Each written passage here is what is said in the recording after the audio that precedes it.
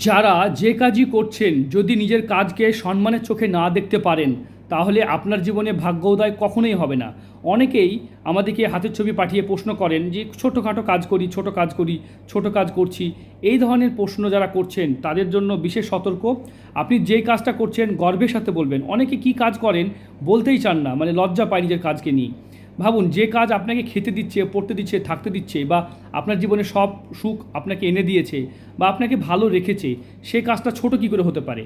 তাই যারা কাজকে ভালোবাসেন, যেমন এই জাতকের হাতে দেখতে পাচ্ছি ভাগ্যরেখা সুন্দর উঠেছে এবং রবিরেখা খুব সুন্দর। যারা রবিরেখা ভালো না থাকবে তারা কিন্তু কাজকে ভক্তি সহকারে করতে পারবে না। যে কোনো কাজে কোটিপতি লাখপতি সম্পদশালী হওয়া যায়, কিন্তু কাজকে ভক্তি সহকারে করতে হবে। লেবারের মতো খাটলে হবে না, কাজ করতে হবে মনোযোগ সহকারে, বুদ্ধি দিয়ে। আপনারা যদি আমার মতো মানে এই বিষয়ে একমত হন তাহলে চ্যানেলটা সাবস্ক্রাইব করুন। আর ভালো থাকুন, সুস্থ